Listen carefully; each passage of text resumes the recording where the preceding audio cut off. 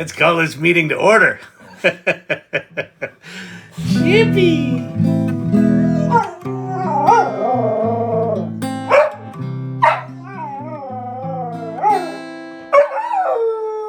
Well, I heard there was a secret chord they ever played at a place alone.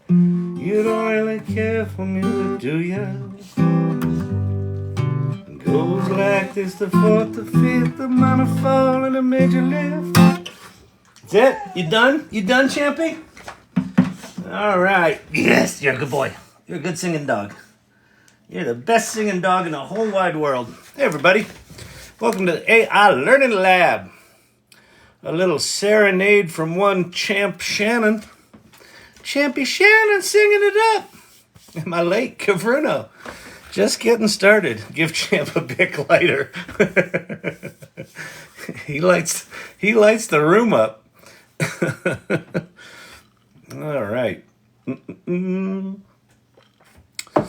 Welcome, everybody. Welcome to the AI Learning Lab. Man, there is so much to cover. I got a couple of new things to show. I feel like we're hitting a new era, which is I think it's the last year of development in AI is starting to pay dividends. Meaning, ChatGPT launches a year ago, hits 100 million users in 6 weeks, and everyone loses their collective minds and starts building and investing. And so I think a lot of what we're seeing today are the launches of a lot of those projects that got either new cash infusions or just people started building and we're starting to see stuff. But stuff's coming fast, man. It's coming fast and different. Like, I don't know if you've seen the new thing where you draw primitive shapes in one screen and then it's rendering sort of the composition of what you're drawing in the other screen, but it's fully rendering it with your prompt, with a prompt. It's cuckoo. And then I'm gonna share. There's a thing I talked about on here once called Sunno, S-U-N-A. I don't even think it's on my little list. Let me go see if it is. I don't think it is.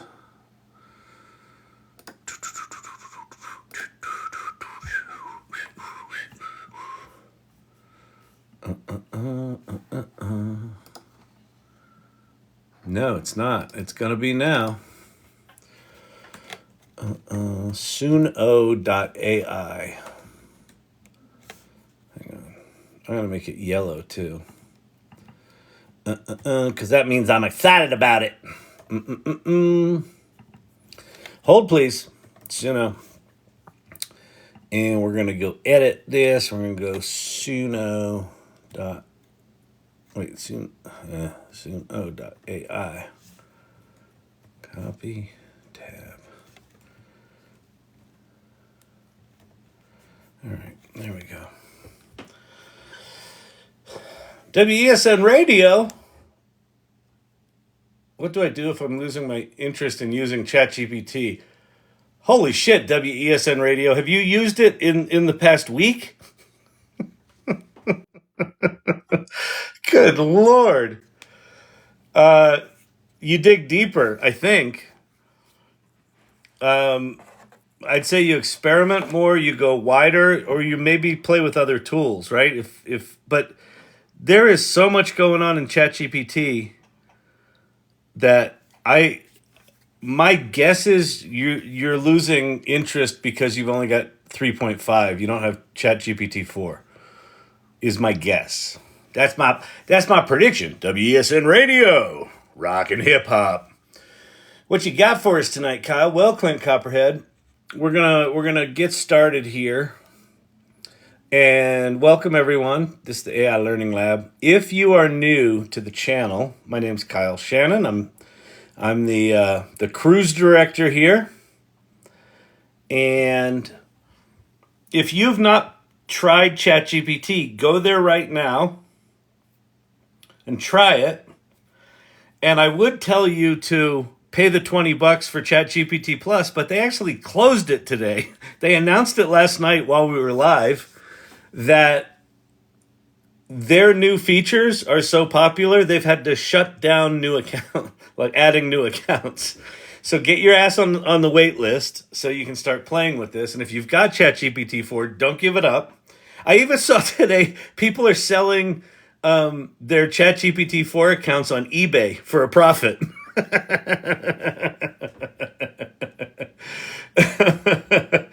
Oh, my son was a cruise director. Wait, what's that say?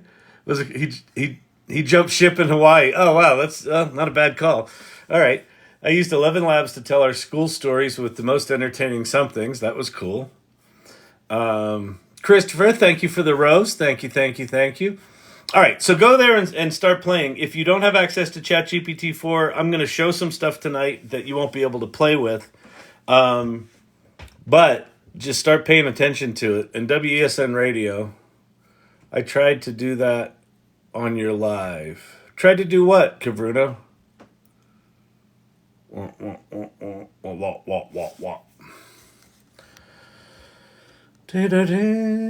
Christopher Ramsey sent a finger heart.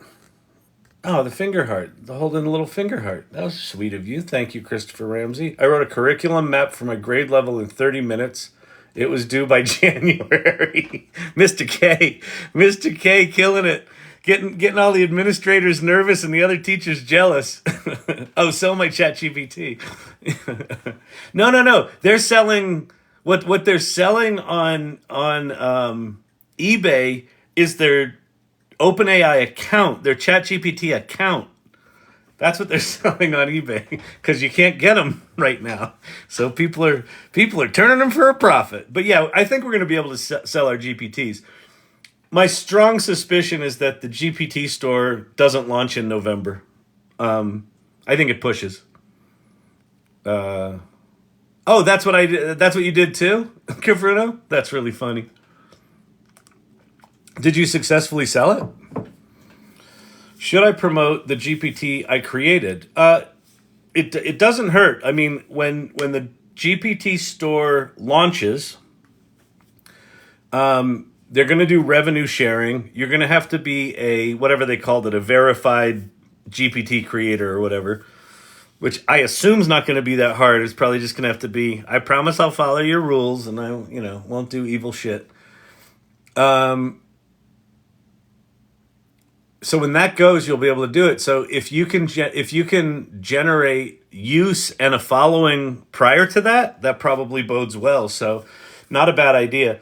I do want to show. I knew I could do this. I didn't know how to do it the other night. I do want to show a couple of things. So let's go play a little bit, and then we'll I'll talk about the AI Salon, which is growing and got a lot of buzz going right now.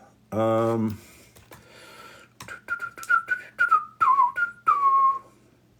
right, so we're just going to go to the google.com.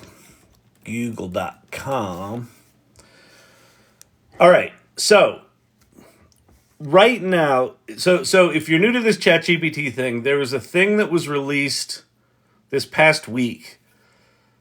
I assume everyone knows about this. A lot of people don't even know about ChatGPT.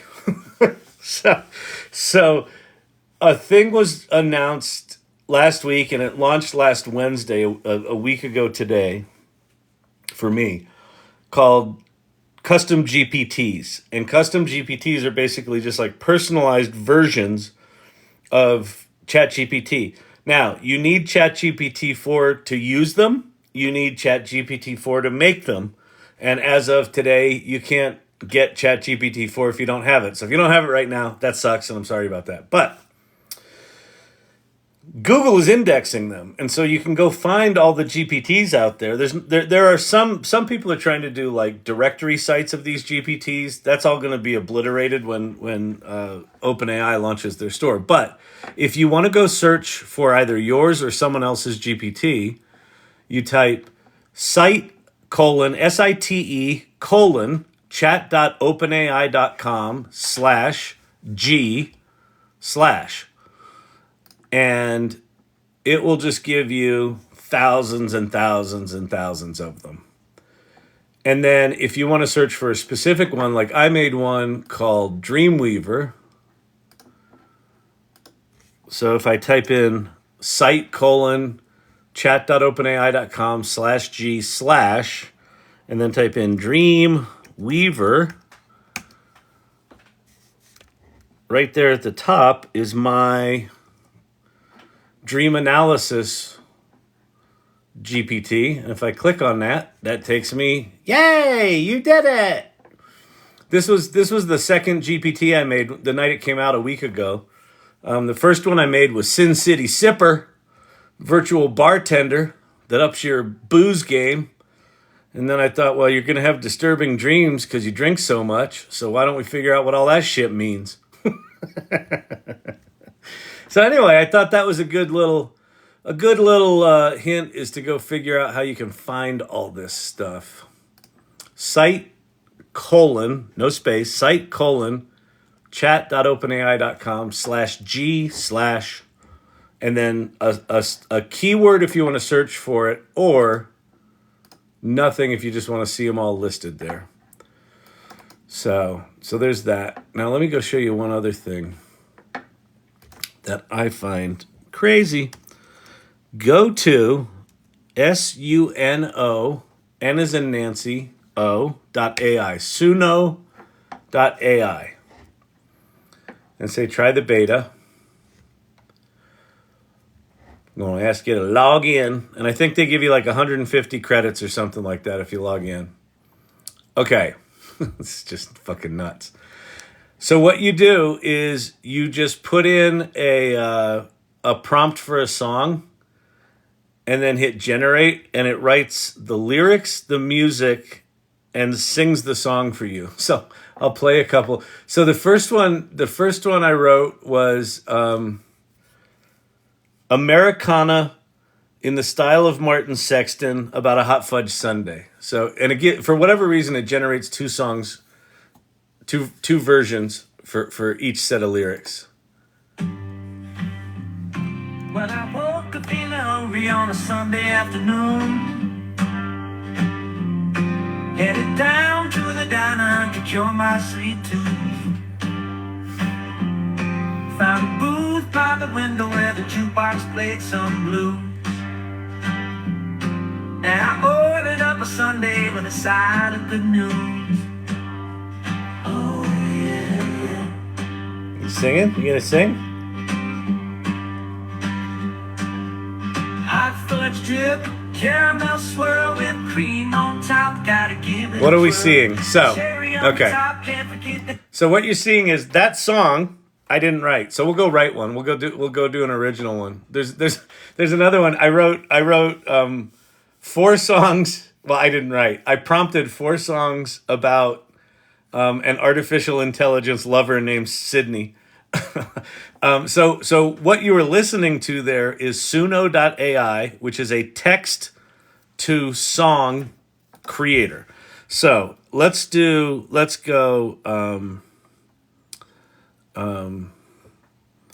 modern pop. Let's see, modern pop ballad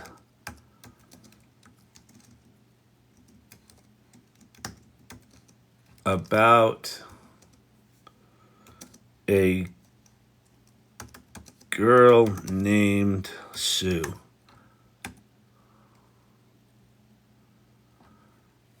Yeah, that's good. Let's just do that. What do we got? About a girl named Sue, who skips down an old dirt road. All right. So that's about it. Can you download the song? Yes, you can. So, composing 2 songs, approximately 2 minutes. So right now it's generating lyrics. Sydney, Joker's going to be jealous. I know, JRC. It's so true. Zeb, thank you very much for the lightning. Can we get rid of the terrifying girl image? Well, you want to hear that song? Well, while that other one's composing, we'll. So this is, I think this first one, the chorus on this first one's crazy. In a small town where the flowers bloom, there's a girl named Sydney. Sydney. She shines through the gloom. Her smile, it's like sunshine Thank you, Joker. on a rainy day. But beneath the surface, something's not quite okay. Oh, this one's done. She's like a porcelain doll, There's the porcelain doll. so perfect and bright. Thank you, Karen. But I can't help wonder Some artifacts. what's hidden inside. Here we go. Listen to the chorus. Oh, Sydney, Sydney, with your artificial charm. Crazy, right? All right. So this was the prompt here was a pop ballad about a girl named Sue skipping down an old dirt road. Who skips down an old dirt road? So the lyrics it wrote: Sue don't care about no fancy shoes. She's too busy dancing in her old tattered blues. Oh yeah, skipping down that dusty dirt road. Laughter in her eyes. She's got a heart of gold. She's got dreams bigger than the sky. She's a ray of sunshine, a breath of fresh air, skipping and twirling without a care. So it wrote little backup singer lyrics there. All right, let's hear how they are.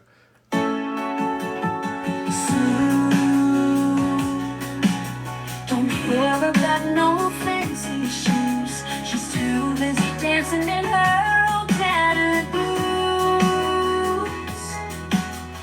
Slipping down that dusty dirt road. Laughter in her eyes, she's got a heart of gold. Sue's got dreams bigger than the sky. She's a ray of sunshine, a breath of fresh air, skimming and twirling without a single care. With every step she's writing her story. One day All right, that's song one. Here's song two they did. Sue don't care about no fancy shoes. Nice. She's too busy dancing in her old tattered blues. Skipping down that dusty dirt road. Laughter in her eyes, she's got a heart of gold. Sue's got dreams bigger than the sky.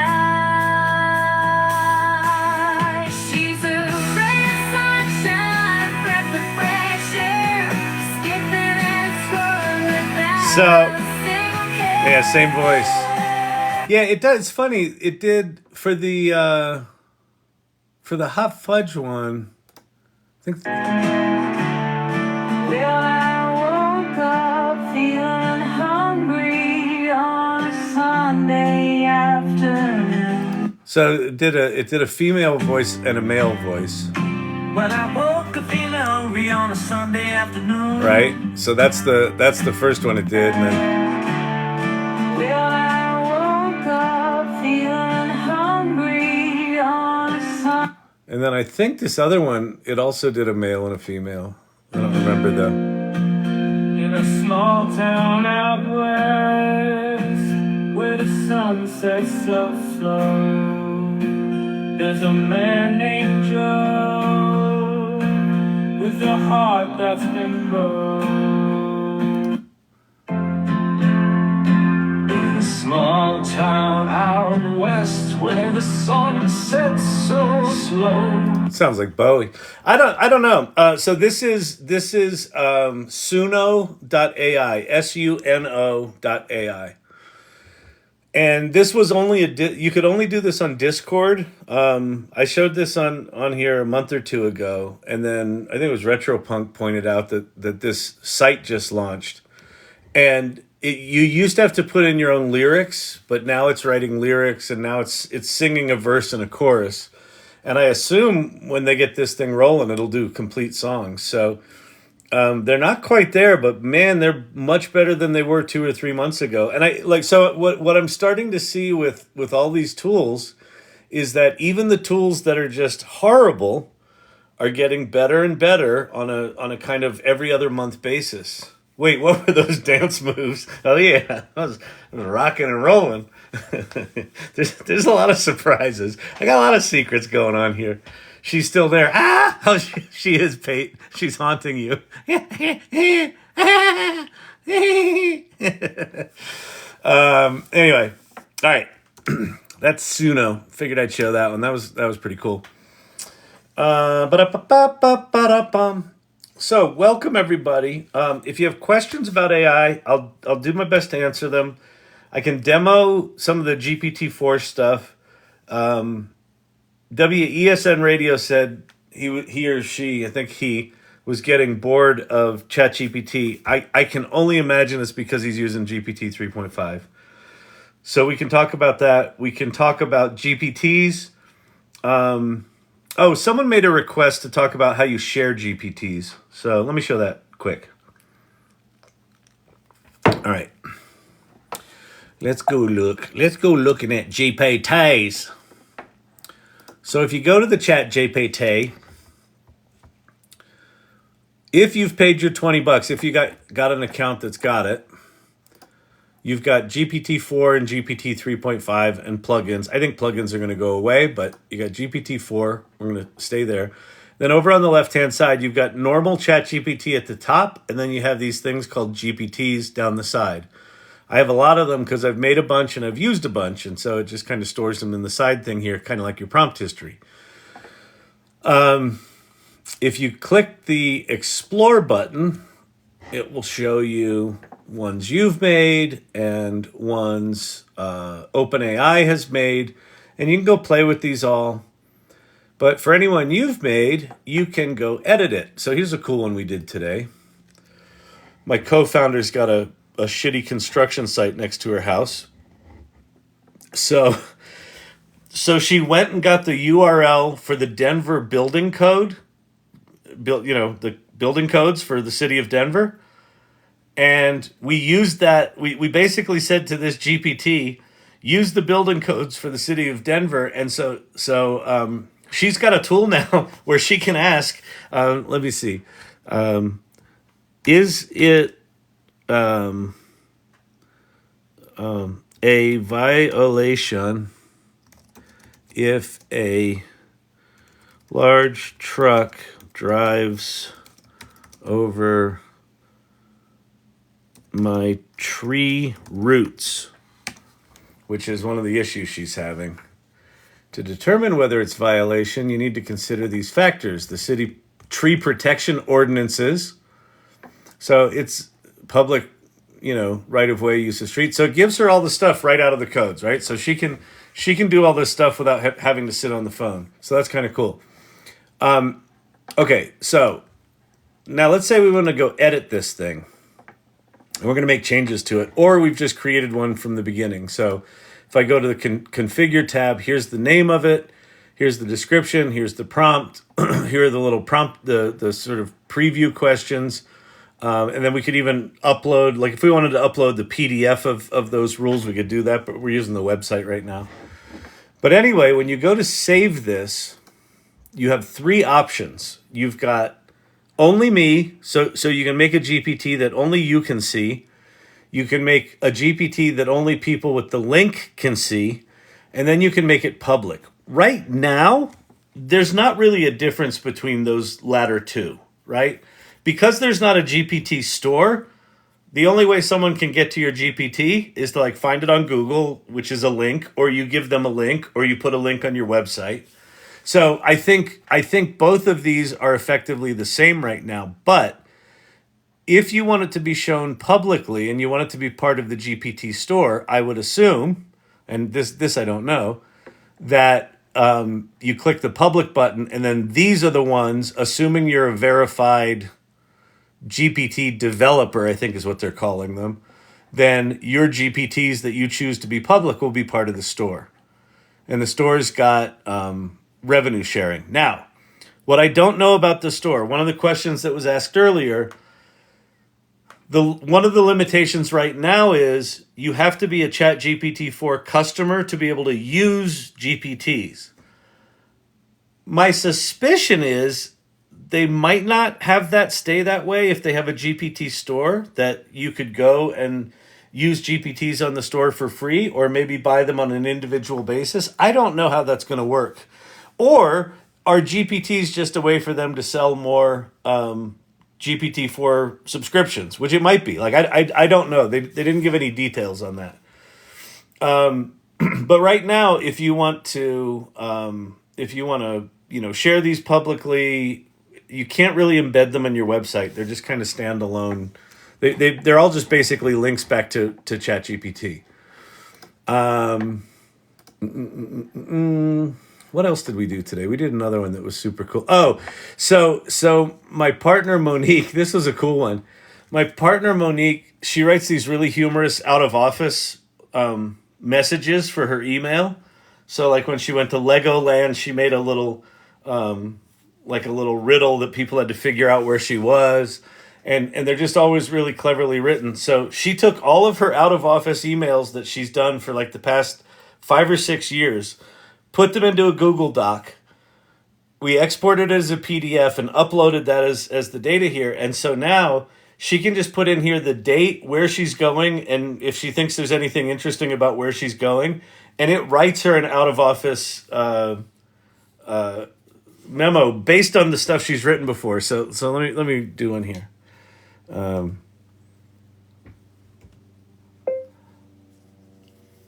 I'm going on a yoga retreat in Costa Rica from January 15th to January 27th, period.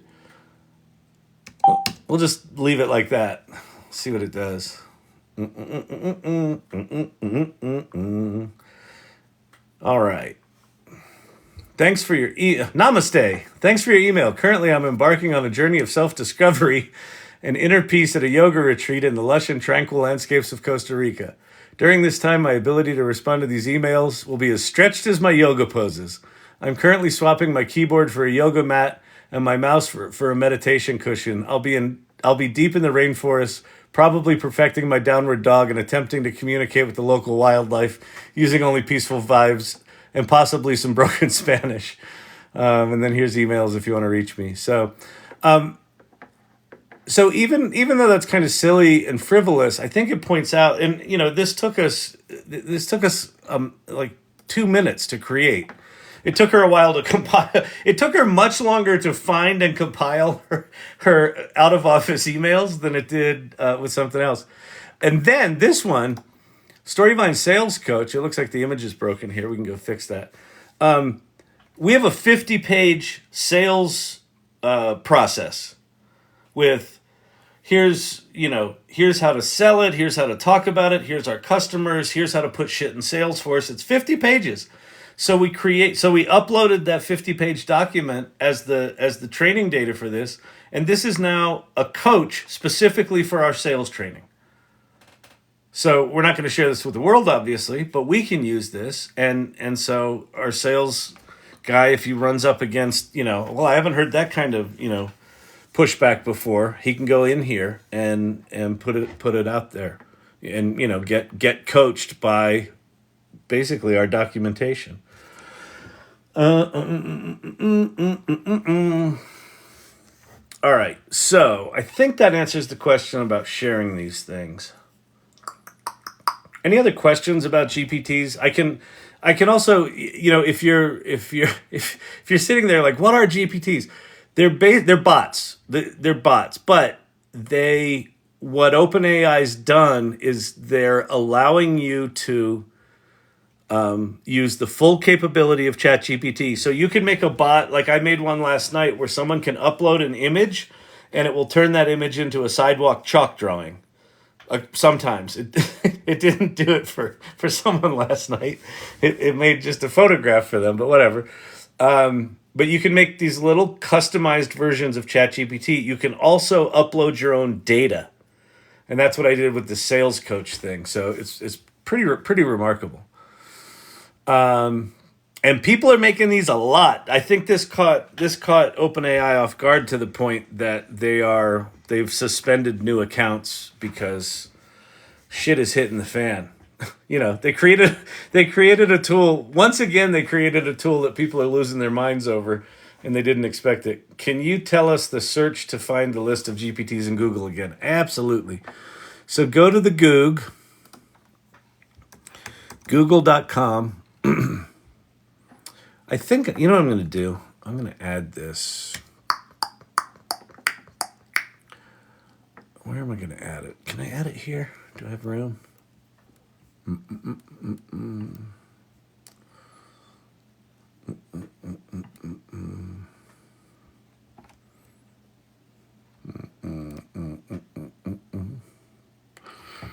No. All right, whatever. I'll figure it out. Okay. You go to the Goog and you type in site, SITE, colon, and then you go chat.openai.com, which is the ChatGPT website. And then you go /G/.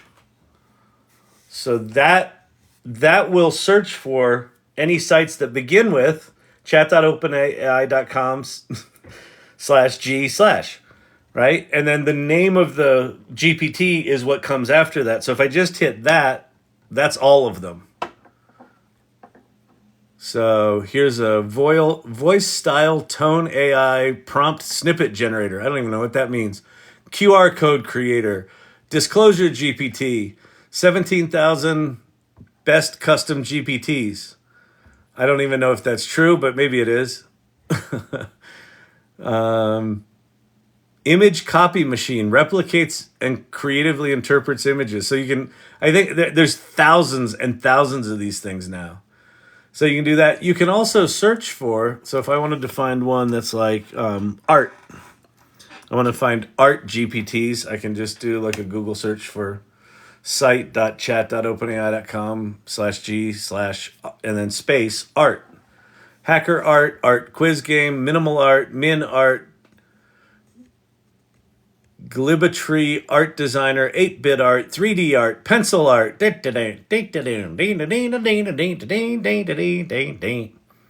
it just goes and goes and goes. Have you seen any personal return in your own business or just increased productivity? So we've got a client paying us right now to build them a custom version of basically an automation that I built using Zapier. So yes, that's a return. That's like they're paying us the equivalent of a full annual subscription for one of our normal Storyvine things. I'm also these GPTs. I mean, these GPTs are only a week old. I think these are going to be incredibly powerful tools for consultants, for service providers, for people that teach workshops. So imagine teaching a workshop. So you teach your workshop, right? And if you're teaching your workshop well, you're giving people lots of information. Hang on, let me flip these. And if you're giving people lots of information, it's opening things up for them, but it's likely also overwhelming them. And you have a little Q&A session and they ask their questions and then they go away. And an hour after they're done, the adrenaline comes down for them. And they're like, wait, what did I just learn? And I'm like, oh, I got to go read the thing. I don't want to go read the thing. Well, imagine you do that same hour-long workshop with them. They ask their questions and then you say, hey, great. Here's a GPT that's got all of the presentation that I just put in there, and it's also been seeded with a bunch of questions and answers that are typically asked, but you can ask it anything. So here's this thing, and you can just, from now on or for however long you have it there, you can interact with that workshop or with this series of workshops or with this sales training you just had or with this, HR policy thing. I was also thinking today about for sales training, using the conversational part of the ChatGPT app. So look. So here I'm on my iPad with ChatGPT, the app, the iOS app. And I'm going to go to my sales training, Storyvine Sales Coach. So there's my Storyvine Sales Coach. And I'm going to put it in conversation mode.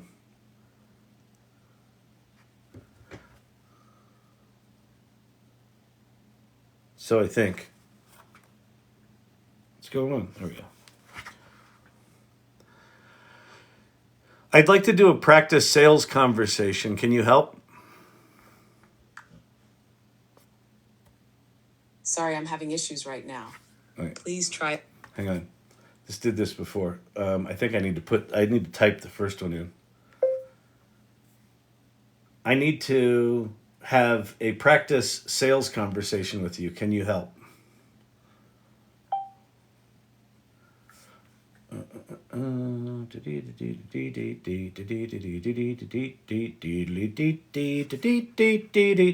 I just made a song for a potential business partner. They've already responded.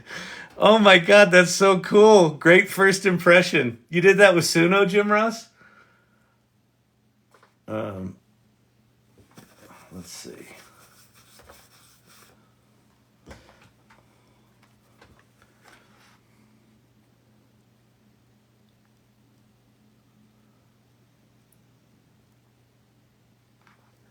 Come on. Yes, I'll be the Storyvine salesperson and you be a pharma marketing professional. Great. I'll be a potential client interested in using Storyvine for healthcare communications. Let's say I'm a decision maker at a mid-sized pharmaceutical company, curious about how Storyvine could help in patient engagement and education. You can start by introducing Storyvine and its benefits, and I'll respond with questions or concerns typical for a client in this scenario. Go ahead and start whenever you're ready. How do you think about using video, especially authentic patient video, with your marketing efforts?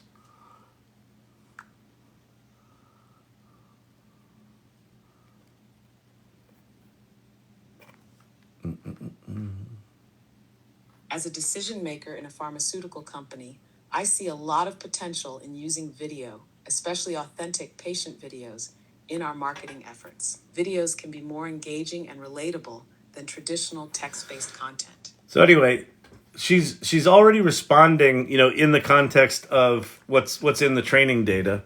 And so imagine being able to do those kind of workshops. Hey Becky, I saw that you tried doing that Google thing with site : don't put a space after the colon. It's site : and then chat.openai.com/G/.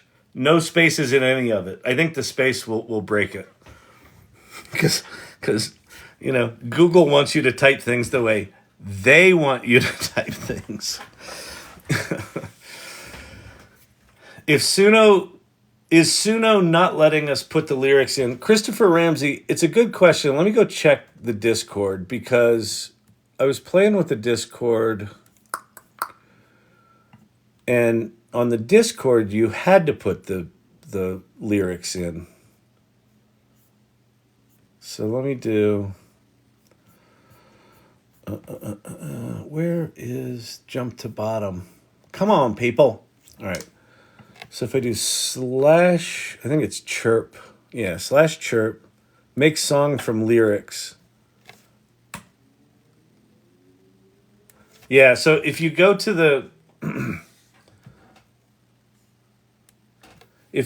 Discord for Sunno, it will let you put the lyrics in.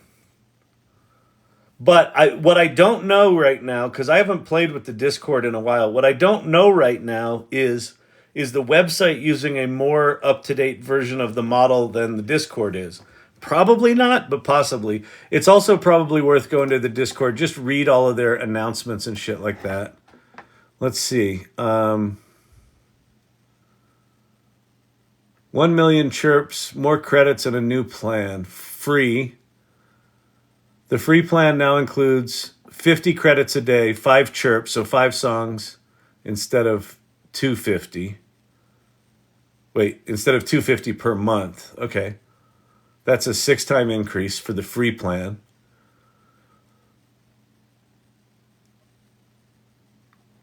You can now add music making to other servers, so we'll probably add this to the AI Salon. Content creator program. Thank you from the Sunno team. We're hard at work at some exciting model improvements, which we look forward to sharing. So I would just go check shit out here. September 14th is when. Let's see, when was this one? This one was 8 days ago. All right.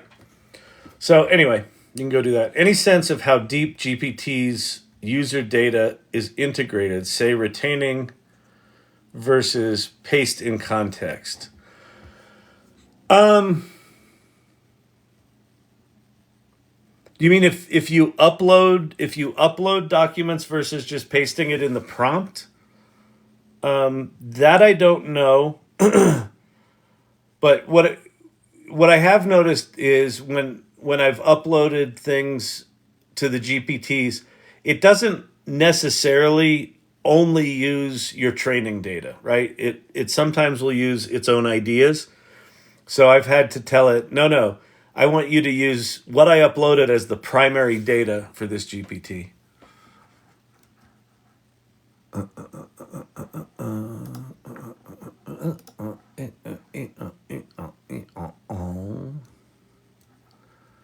right, there's mods, there's irregulars. Boom. All right. How we doing, people? We having a good time tonight? You know what we haven't done tonight? You know what we haven't done? You can make money with ChatGPT. Anybody? You can make money with GPTs soon. As soon as you can get in and make them. Will electricians be replaced? I think the trades. I think it's a good time to be a tradesman, at least in the United States. I think that finding a good electrician is hard and getting harder. It will not replace electricians, but it will probably. I'll tell you what it's already done in my house. Is I've used ChatGPT and Pi successfully now to troubleshoot 4 different things that I would have had to call a tradesperson for. And 3 of them I fixed myself because I'm handy. And then the 4th one, I called the tradesperson up and I knew exactly what it was. I said, this is the thermocouple for this heater. I think the thermocouple's dead. He came in, tested the thermocouple. He goes, yeah, that's dead. And this transformer's also dead. And yeah, this is fucked. We got to replace these parts. So it's like he came in, he knew exactly what to do. He had the parts in his truck and he fixed it. And he did us a favor, actually. He didn't charge us for one of the things because he was super cool. So it's not gonna replace anyone, but these tools are going to get increasingly sophisticated. So right now with Pi, I can ask Pi, hey, why is my car acting this way? It seems like an electrical problem, and Pi helps me figure out what the electrical problem was for the car. And in the future, it's likely going to be connected to like all of the Ford service manuals. So when it's acting weird, it'll probably pull up, images from the service manual, and might even pull up videos from YouTube. Like the future of this is the amount of assistance we're going to get in everything we do is just going to get better and better and better and better. And then at some point, these agents that we have are going to take actions on our behalf. And at some point, I mean, like within the next year. So they'll book trips for you and they'll unbook trips for you and they'll call the insurance company and deal with the stupid fucking bureaucracy on our behalf. Try to get Dolly just to make 2. What was that? Someone said, I am. Are you sure you're at Google, Becky? Because if you're on if you're on your what are they called? The Surface Pro, it's probably using Bing. So go to google.com to do that site thing in the Google search engine. Make sure you're not using Bing as your default search engine. That's my guess. Is you don't have Google as your default search engine. 1 hour job, lol. Don't know what that means. Any tools that can generate storyboards from scripts and screenplays. Probably go to futurepedia.io and just search for storyboards. I would imagine at this point, a year into this stuff, probably so. Try to get DALL-E to just try to make a basic two-dimensional square. I wouldn't do it in DALL-E. I would do it with Code Interpreter. So I would go like this.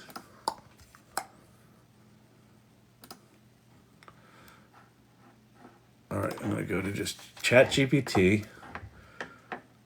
So I'm going to say, we'll do it both ways. Make a vector square with black lines on a white background.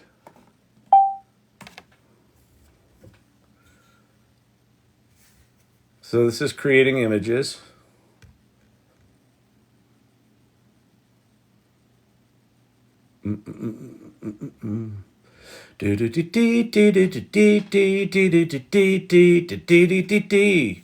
So that's not good. That's probably what you're talking about. So what I would do is I would go generate a black square on a white background using Python code.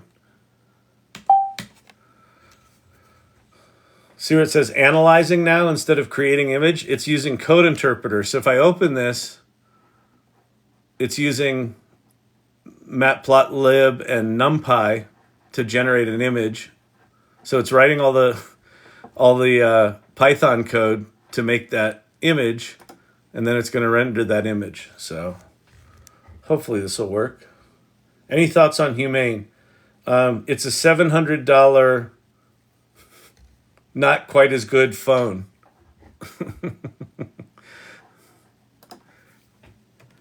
Can you change it so that the square is white on the inside and has a black stroke? I uploaded a quilt photo on my GPT, knew the technique, however, failed miserably at the pattern. It knew the technique, it failed miserably at the pattern. Yeah, you're gonna have to experiment with that. What I don't know, Becky, is you could potentially upload, if you had a PDF file that said, here's patterns, and then those patterns were labeled, it might be able to use those patterns in a PDF as a source file, but I don't know. It's not going to do things. So one of the things that DALL-E 3 is not doing is it's not using a photo that you upload as a source for the next image. What it's doing is you upload a photo, it uses its vision algorithm to describe what it sees, and then it uses that description to render an image, which is not like what Midjourney and Stable Diffusion do, where they're actually using the image as the source for the other image. So that's a subtlety of ChatGPT's multimodalness. I'm sure that's something that they will address at some point, but right now that's one of the limitations. Hi all, have you discussed ways GPTs can be hacked? The prompts are valuable.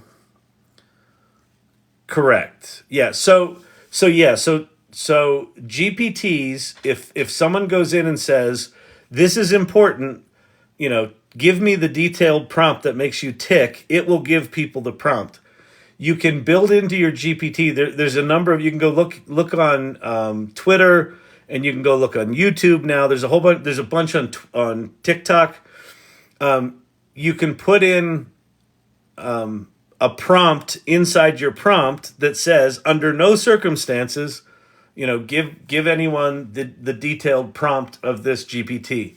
So I would imagine over time, OpenAI is going to address this, but right now, assume that anything that you put in a GPT, someone can pull out of it. And then I would just go learn. I would experiment and find all the different people that have come up with prompts that you can put in there to prevent that, and then test your own thing. Red team your own GPT and see if you can get it to give up its secrets. And if you can't, then you're probably safe, because there are going to be so many GPTs. I think as a lark, people will probably try to say, "Oh, this is a cool one. Let me see if I can get the prompt out of it." So they'll probably hit it quick, and if it blocks them, they probably just will stop dicking with it. So, but just assume right now, don't take any of the things you build right now seriously. Everything is an experiment. Everything's an experiment. Just play, put it out there. Don't take it too seriously. Take it seriously in terms of build something that does what you want it to do and get it out in the world and talk about it. But don't assume that it's going to be relevant even a month from now, because the rules are going to change, the tech's going to change, OpenAI is going to change some game. The way the GPT store works is going to totally break your whatever you thought your business model was going to be. So just take it all with a grain of salt right now. Like just think of it like an adventure. So speaking of that, let me tell you about the AI Salon. And this is not a for-pay salon. This is just a community. This is a community that I started about a year ago. In fact, December 5th is our 1-year anniversary. And if you're interested in joining a community of largely neuroatypical, neurospicy people, I don't know what it is about this AI stuff, but it tends to be attracting the neuro interestings, including myself. They don't call this channel Chat ADD for nothing. But anyway, go to that URL, thesalon.ai. It's a link tree. The first link is really important. It tells you about the salon, what we're up to, and it tells you our values. And our values are things that are really important to me as we grow this community. I want people in it that are going to add to it. And so the values that are really important to us, the first one's curiosity. The next one's generosity. So like share what you learn. Exploration. We want people that, are choosing to be on this adventure. They're not in there being stingy and like, wow, it doesn't work and blah, blah, blah, blah, blah. Like if you just want to come in there and bitch, this isn't the community. I want people that are collaborative. So, come in and find your people and go build shit with them. Inclusion is one of our values. Like people are going to be coming from all walks of life. Some of the most interesting people in the salon do not have a tech background, do not have an art background. They didn't know anything about this. They came in thinking, I can't do this AI stuff. I'm not very technical. I'm not very computer savvy. And they're killing it. They're killing it. And then empathy. Empathy is a big one.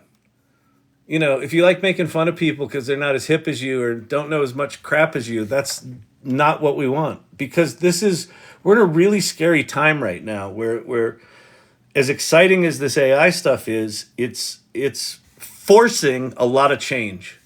Now, it's also making a lot of change possible that you can choose to step into, and that's what this channel's about, and that's what a lot of the people that come here regularly. I come here every night. I've been coming here nightly now for, 5 months, 5.5 months? 7 nights a week nightly, and 2 hours at least a night.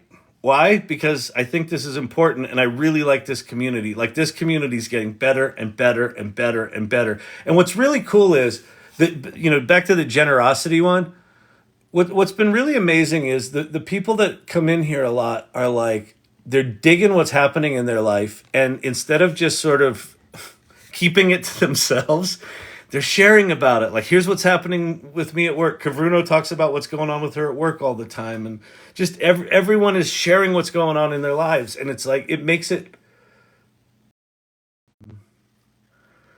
such an amazing community. TikTok's got to get their shit together and get this app a little more stable. I reset my phone. I quit all of my apps. This is now officially a TikTok problem. Can GPT bots be utilized with Raspberry devices? Well, yeah, to the extent. So Tanqueray Kush, to the extent that on your Raspberry device you can search the internet, you're just going to ChatGPT. Like all of the GPTs are at chat.openai.com. So to the extent that you can run a browser on your Raspberry Pi and go to ChatGPT, yeah, because all the processing's happening up in Microsoft's cloud.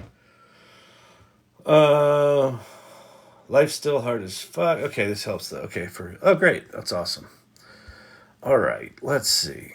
Thoughts on GPT for all? I like GPT for all. So GPT for all is one of the open source projects that you can. It's basically got an installer where you can just install it in Windows. You can install it on your Mac. You can install it on Linux. You can probably install it on a Raspberry Pi. I'm not quite sure the latter, but I think so. If you have it running Linux, certainly. And then what it does is it's basically a framework that lets you run open source large language models inside it. And so it basically makes like a little mini ChatGPT, but you have your own models in it. The downside of it is if you don't have like an M1 or 2 or 3 Mac or a big GPU on your PC, you can't run a lot of models on weaker computers. But the advantage of it is you don't have to do all that command line shit. It's just a double click install. You pick your model, you install it, and then you run it. I think those projects are going to be really important in the future. Yeah, so Becky Rue, but now I'm kind of a big deal because I made a GPT. You are a big deal. You got your Quilt GPT. Let's go see if we can find it on Google. What's it called, Becky? I'm gonna look up quilt.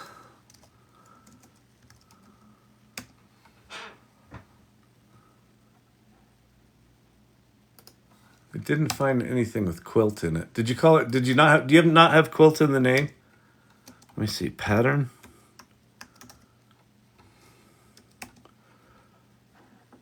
Oh, maybe you didn't. Did you share it publicly, Becky? I think you did. Hand quilting. Let me see if we can find it. Hand. No, I can't find it. Palm reader. What's that? Sell me this pen. Oh, that's good. Somebody did that. AI mentor rest chat. Yeah, I don't see it in here. Oh, wait. Repeat the search with the omitted results included. Recipe quest. No. I don't see it. Quilts by hand. Maybe it's quilt.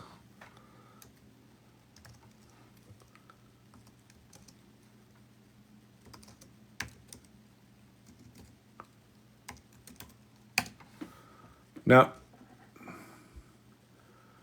It is not there. I did not see it, Becky. But that's a bummer.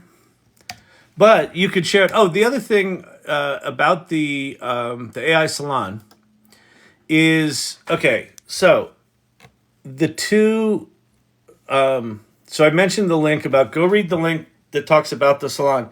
The next two links, the second link is a link to our Discord. So the Discord is a place where you can go share your GPTs. So we have a channel called Share Your GPTs. And so there's hundreds of them in here at this point. People are making and sharing lots of GPTs. So what's cool is this is a community where, you know that all the people in here are exploring this AI stuff. They're making these things. They're generous, they're curious, they're collaborative, right? That's back to those values things. So if you see someone build something here and you don't quite know how they did it, you can just connect with them and say, hey, how did you do that? Catch me up to speed. Ba, ba, ba, ba, ba. It's just an amazing group like that.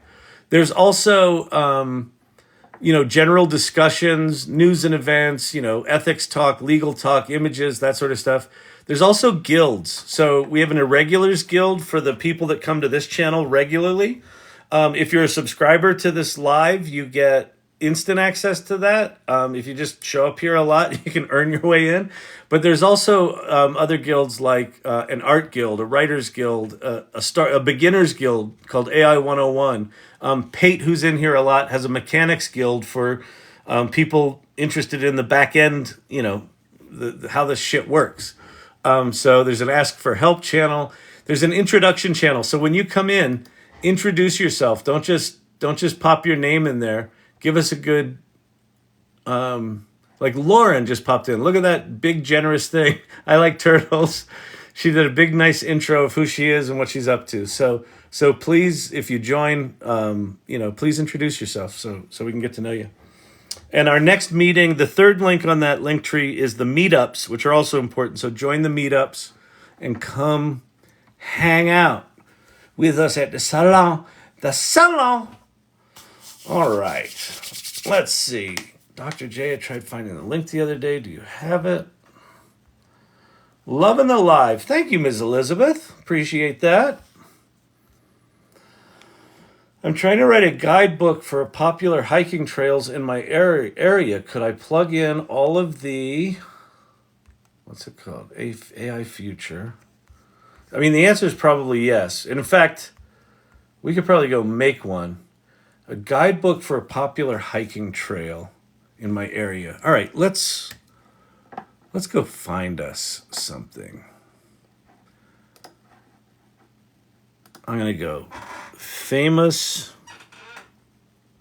Oh, no, I'm going to go popular hikes near Denver.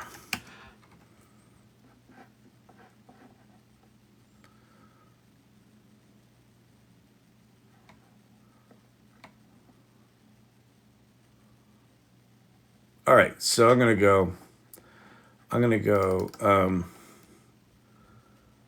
hiking guide for Rocky Mountain National Park, and then I go :PDF. I'm going to see if I can find a PDF.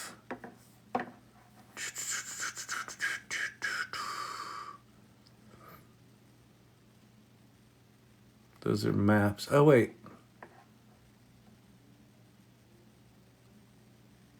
Oh, here we go. National Park Service. Oh, this is going to be cool. Quilts by hand. I published it. Okay, cool. All right, Becky, we'll see if we can find it. Park closures, park maps, trail maps, Fall River, Bear Lake Trail Guide Summer. We're going into winter. Bear Lake Trail Guide Winter. Okay, here we go.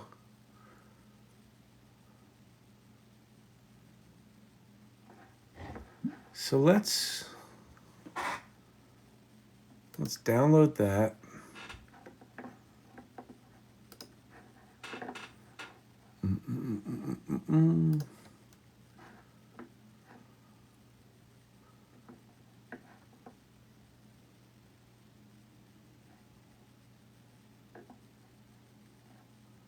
And we'll grab Wild Basin. I'm curious if it knows the map, if it can see the maps. I'm sure it can. I don't know how you can pull it out. Anyway. All right, so I'm going to go grab that. So now we're going to go make us a GPT.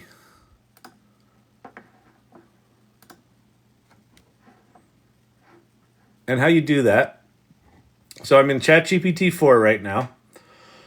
And if you're in ChatGPT 4, it'll probably look something like this. It might look like this, where you've got the ChatGPT in the upper left and you just have the Explore tab. If you've played with or made a lot of GPTs, you might have other stuff there, these circles. But what we're going to do is go to the Explore tab. And then over here, we're going to say Create a GPT. Okay? And then we've got GPT Builder on the left, and we've got the preview on the right. So what we're going to do is I'm going to upload those two PDFs.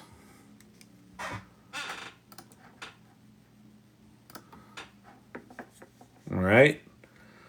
So there's our PDFs of those two trails. And I'm going to say, I'd like to create an interactive trail guide for both Wild Basin and Bear Lake, which I just uploaded PDFs about each, period. Use the uploaded documents as the primary source material, but feel free to search the internet for more up-to-date information if you can't answer a question, period. All right? And so ChatGPT is now going and writing this bot for us. It's writing all the prompts on the back end. It's setting everything up. It's going to go through here. It's probably going to ask us some questions. It updated its behavior. It's generating a profile picture now. Got it. I did one for camping. Oh, cool. Nice. That's awesome.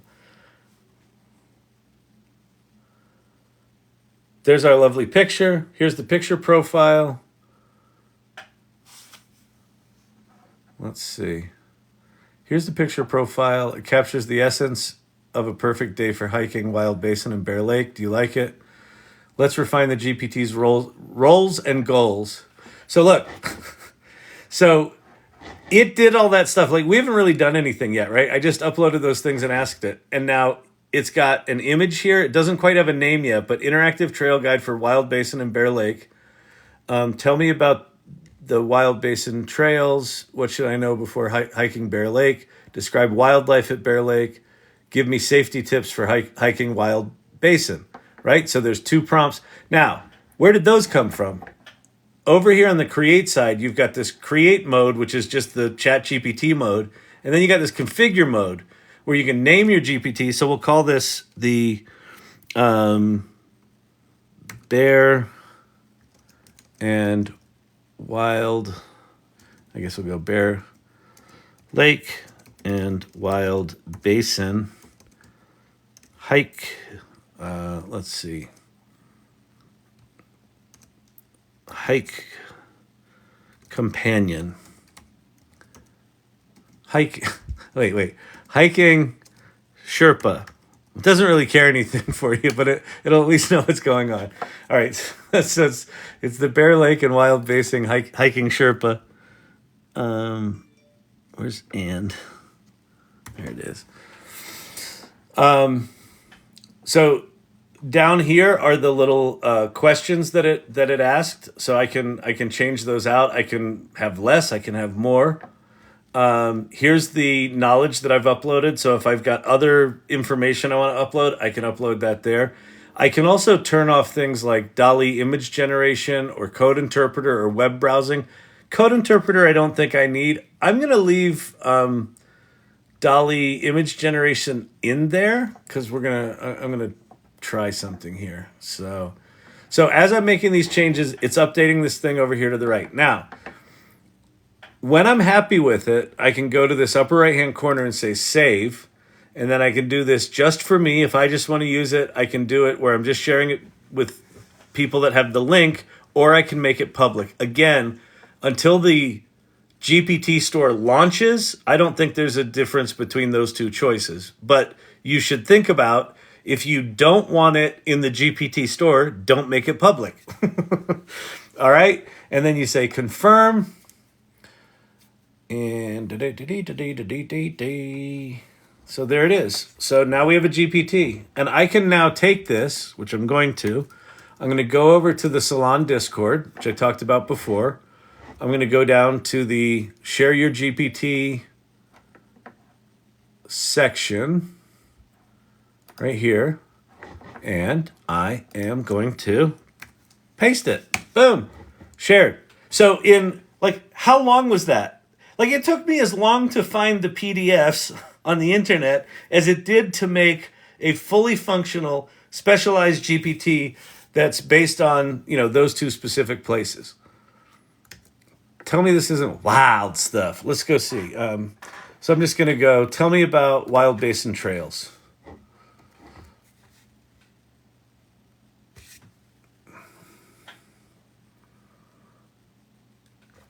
Range of trails that are particularly appealing during the winter season. winter challenges, avalanche awareness, weather, navigation, hypothermia risk, gear recommendations, trail etiquette, right?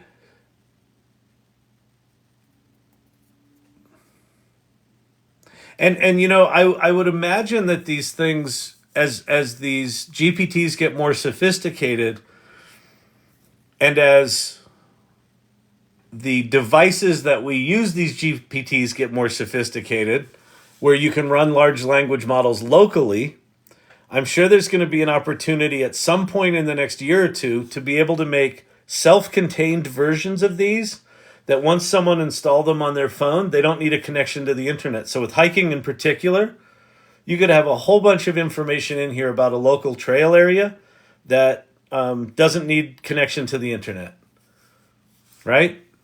How cool is that? So now let's go back. Let's go edit this thing. Can I do new chat? We're going to do new chat. Oh, no, I'm going to do edit. I'm going to say,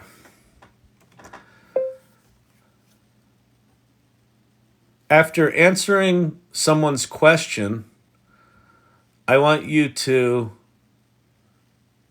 share with them a piece of trivia about the park, and then render a beautiful 16 by 9 oriented photographic image of the area they'll be hiking. Now, I don't know if it can do that because I don't know what it knows about the area, but let's see. Updating GPT.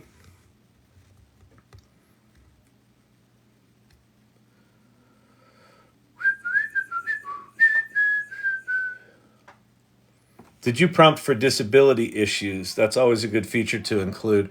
I didn't, but it would be easy to include that. And like, I would imagine that there's a more comprehensive parks and rec kind of thing that we could upload as data. I've updated this. Additionally, it will now render a beautiful 16 by 9 oriented photographic image.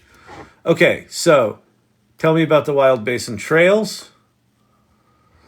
So now I'm just going over and testing, right? So the changes that I just made in the left are kind of automatically reflected in the right. You'll notice that this little button says update. That's because we changed something. So the current public version of this doesn't have the change I just made. As soon as I hit update, it will.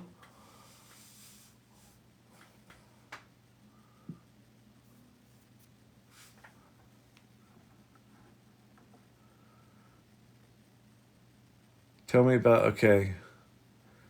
Copeland Falls, Calypso Falls, Ezekiel Falls, Oziel Lake, Thunder Lake, Lion Lake. So there's a whole bunch of stuff there. These trails offer diverse things. Rendering a scenic landscape of the Wild Basin area in Rocky Mountain National Park.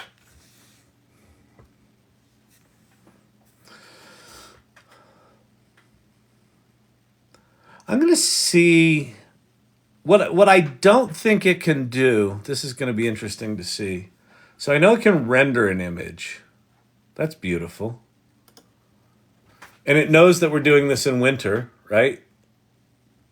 Pretty beautiful. Who knows if that's accurate? It's likely not, but that's okay. It's still pretty. I'm going to say, can you show me a map of the area that's been uploaded to your knowledge base? I don't think it can do this, but we'll see. Searching my knowledge, because it can see, it's got GPT vision.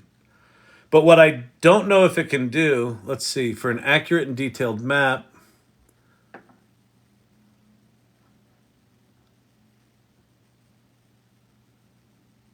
I have access to the detailed information, including the maps, but I'm unable to directly display these maps here.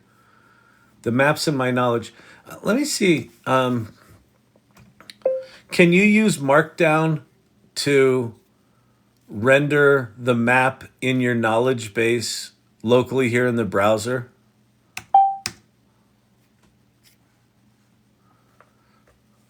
I'm unable to render or display images, including maps, directly in the browser.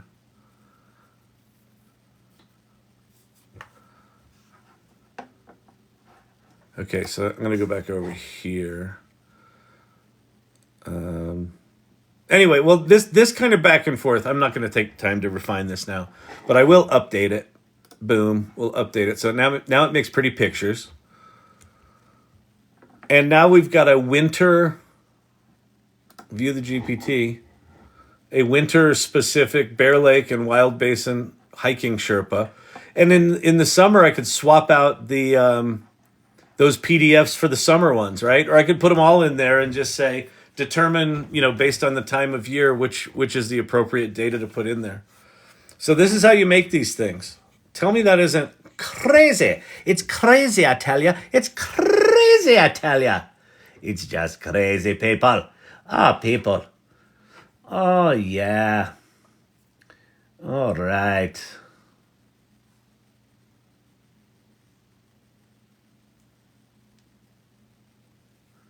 Okay. Everything good. All right.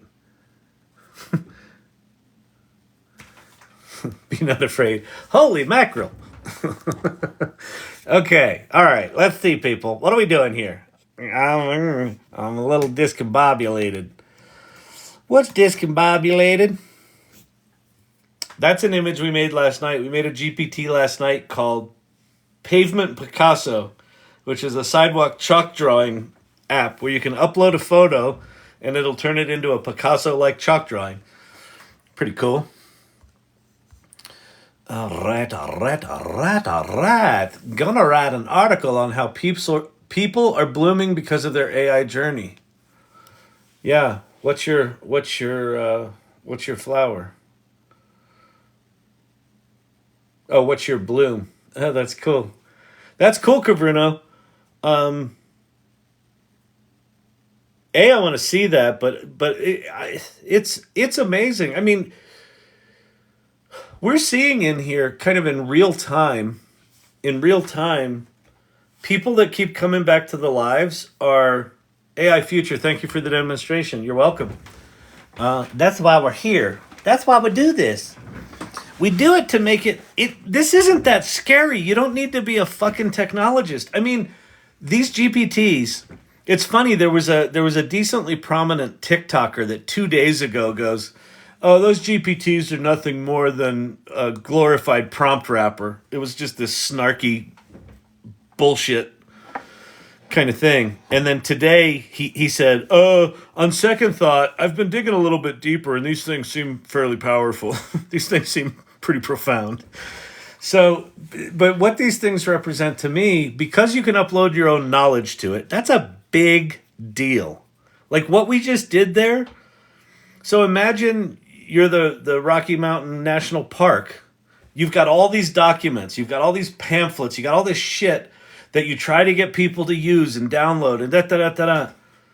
Without a programmer, with just someone who's curious about AI sitting in the office, you could upload those PDFs to one of these things and make the official Rocky Mountain National Park interactive guide that someone could say, hey, I'm at mile marker 7. What's some cool shit to do here?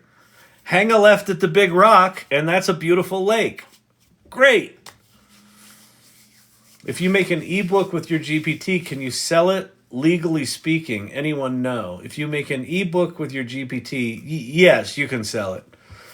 Now, if you make a GPT that's based on someone else's copywritten work, which right now I don't see them preventing that in any way. So I could take Seth Godin's, business books and upload them as source data and make a Seth Godin bot. And if I'm sleazy, I don't even say who it's from. And then if I generated a book out of that, then I think you're probably in weird water. But yeah, if you own the copyrights or have access to the copyrights to the source data, if you're uploading source data, but yeah, sure, why not? Why not? OpenAI is not going to stop you. Is Sarah Silverman if you quote something from her book, like the thing I don't understand about the Sarah Silverman thing, she's saying, well, I can get ChatGPT to give a direct quote from my book. Okay. Well, if a reporter wrote something about your book, couldn't they also write a direct quote about your book? Because your book's out there. So I understand the fear and the trepidation, but it's just like, oh, TikTok. Oh, tickety tock tock, tickety tock tock. Sean McCracken. Oh, we're back. Oh, I lost all the comments. All right. Joker needs a bot to stop over scrolling into my lives. Can virtually send a rocket to the moon. Hey, Apple user, what's happening? All right, let's see. More likes can attract more users. Yeah, do me a favor, tap the screen. If you're a fan of this, if you're enjoying this evening, do me a couple of favors. Share the live right now. In particular, if you know it'll fuck with some friends of yours that are like, I don't like AI. share them alive that you're watching something called the AI Learning Lab. We'll get some naysayers in here. See if we can convert a few. That'll be fun. And yeah, tap the screen. I appreciate that. We can get some more people in here because seriously, the reason I'm doing this is I think that the more people that, thank you very much, Sean, the more people that actually understand how these things work, what they're good at, what they're not good at, where the boundaries are, where they're absolutely fucking brilliant and where they're absolutely fucking trash, right? And there's a lot of stuff that these tools right now are trash at. But it doesn't mean you shouldn't use them. It doesn't mean you shouldn't experiment. It doesn't mean you shouldn't be curious as fuck. As Curvruno said, I'm witnessing it too. The people that are playing, just playing with AI, are transforming themselves. They're getting smarter. They're getting more curious. They're getting more capable. They're inspiring other people. They're forming groups. They're forming companies. Like, I'm watching it in real time. It's happening in the salon regularly. It's fucking inspiring. So is this channel. It's amazing. But you have to, it is literally impossible to describe what generative AI is to someone who hasn't played with it. But the minute you have your red pill moment, which, like, I hate to put it like that. I feel like right now everyone's in sort of blue pill mode where they're just going through life. This is how we do work. This is how we do this. This is how we do that. This is how we make art. This is how we make music. This is how we make websites, the way we've always done it, with a little bit of assistance here and there. And then when you start playing with these tools and you have what we call in here your Kevin McAllister moment, it's shortly after that you can't go back from it. Once you sort of get, oh, this is more than just a fancy Google search, that's how a lot of times it's positioned. Or, the robots are going to kill us. And then you interact with them and you realize, oh, that's kind of like just interacting with an intern that's really fucking smart. Yeah, it is. Thank you, Sherry D. I appreciate that.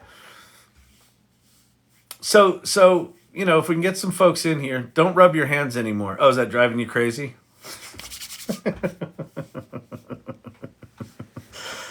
This is an ASMR channel now. You have dry hands. I do. Have to ask to include all the humanities knowledge. Yeah, you can do that.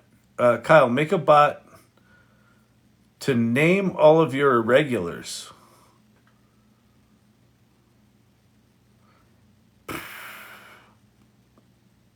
Name, in what sense? Like pull the names out of Discord? Grab them out of here? I don't quite know how to do that. Neurospicy reaction, rubs hands again. Exactly. Don't fucking tell me what to do.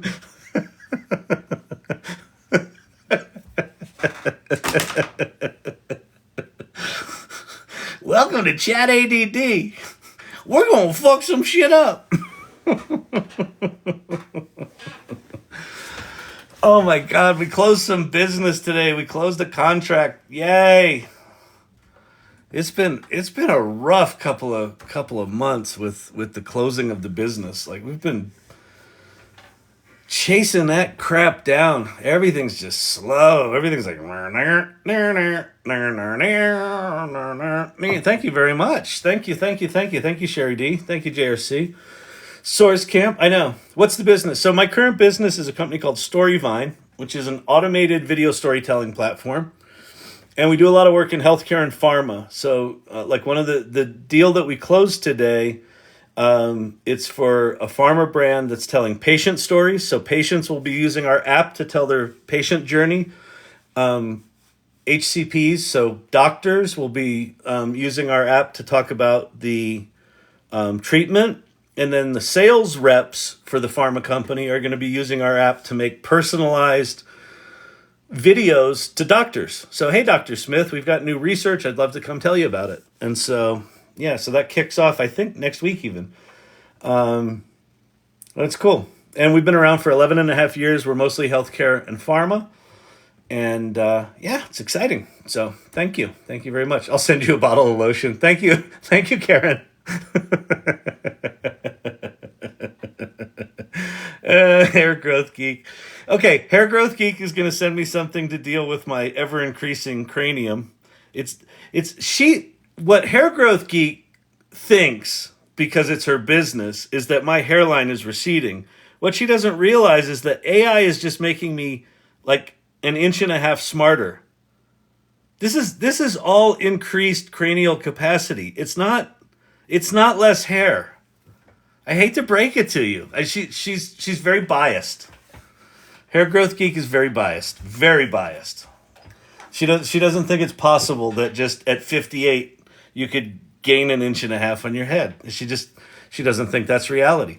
I've made a GPT explaining the phenomenon, therefore it's true. Some of us use different names in the Discord, on the TikTok, and in real life. Oh, yeah, I know. So Christopher Ramsey. So one of the things that we're going to do when we move to Mighty Networks is we're going to request that people use their real names to avoid that. Because it's a community. We want the community to like get to know one another and things like that. And so I think that's going to help. So it's not going to be a requirement, but it's going to be a request.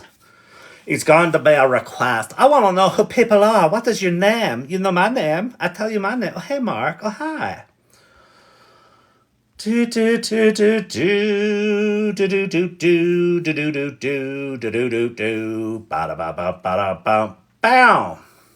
I got a 5 head. We good, bro. I don't know what that's in reference to. Ba-da-ba-ba-bum. Are you accepting unpaid data interns? We're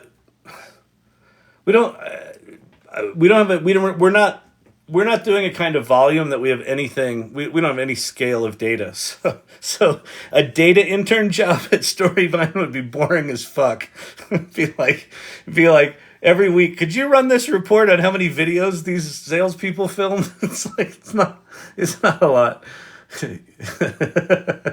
Yes, your brain is growing. We do that too. That's true. Hair growth geek. You've got those supplements. That's really good. So always selling. Always be selling. Oh, that's great. Oh, what the hell's going on in Discord? Discord's weirding out on my iPad. Not a receding hairline. Make a Mark GPT. I'm Zach Zero Zibbins. What do you mean make a Mark GPT? Mark who?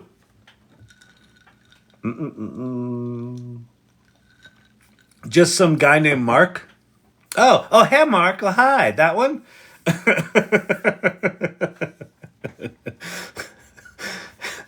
I wonder if you could get ChatGPT to only respond, oh, hey, Mark. Oh, hi.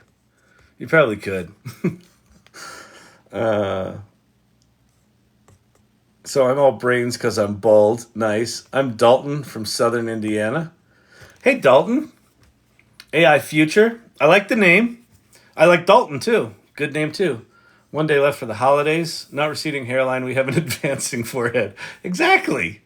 Exactly. It's look how it's getting back there. I got the Trump fold over here covering that one.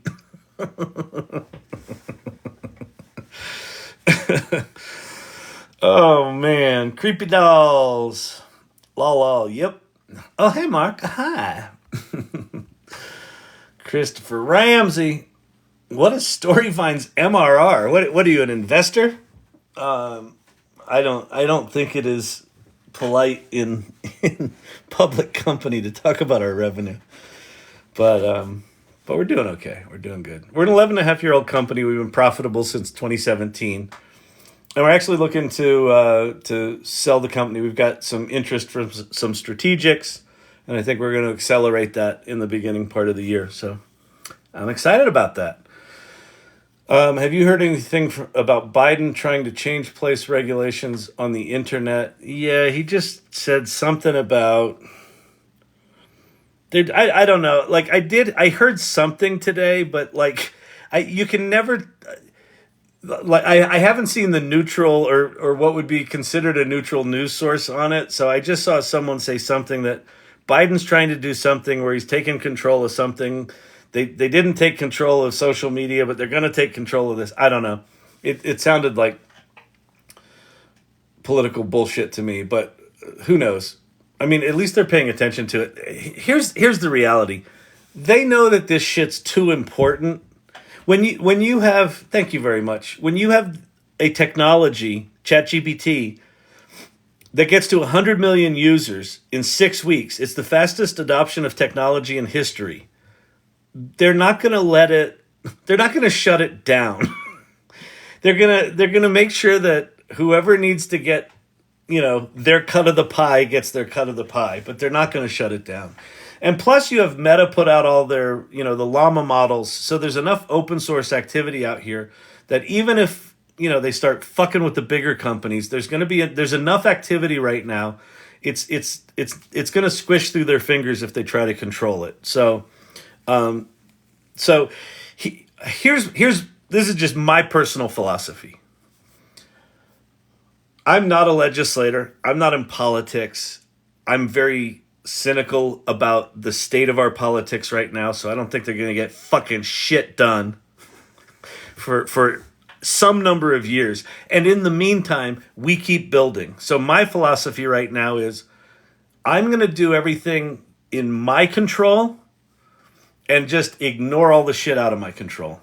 And I think in general in life, it's a less stressful way to live. Like, here's the 10 things fucking up your life, right? Okay, these 4 I can do something about. These 6, I mean, it sucks. I could worry about them, but if I can't do anything about it, I'm just going to do that. That's why I do these.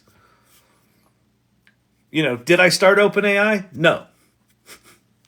Am I a Stanford mathematician? No. I have a degree in acting, and I'm a CEO of a video storytelling company. But I know this is going to change the world. And so I come here every night because I can control that, and I can control, getting that stuff out there. Just 10. Yeah, exactly. 10 things fucking up my life. It's true, Peyton. It's probably more like 97. 99 problems. and a wife could be one. And a 99 problems and a champ is one. Champ is in my control. No, he's not. Oh, this is a funny thing. Wait, what's Lunatic say here? I write about AI ethics, policy, and governance, then meet with politicians. Oh, and talk to blank faces. Yeah, exactly. Exactly.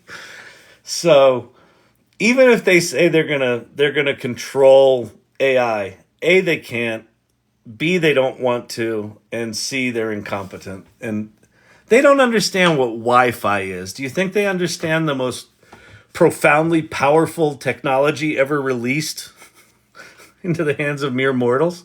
No. So we're going to be fine. We're going to be fine. We're going to be fine. Thank you for doing this, Kyle. Thank you, Cam. I appreciate that. Thank you for showing up all the time, and you have a really great attitude and are doing cool stuff. It's really, again, I get very inspired when I come to these things, even if I don't want to show up sometimes.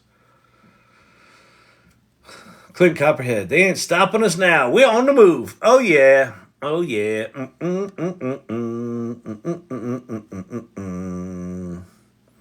They don't want to. They can't. They won't. They're scared. Yeah, Lunastick, I mean, what might be interesting is I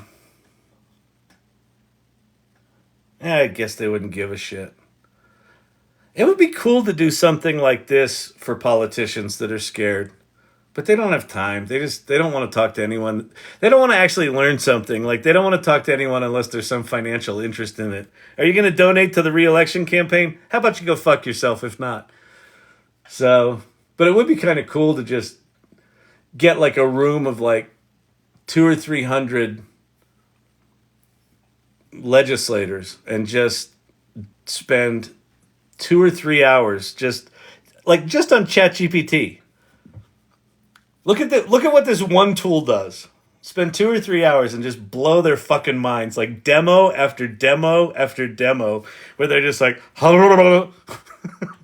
you figure out who's the highest ranking member in there. You get all their writings. You make them a GPT of their writing and say, here's an interactive tool where your constituents can interact with the shit you voted on.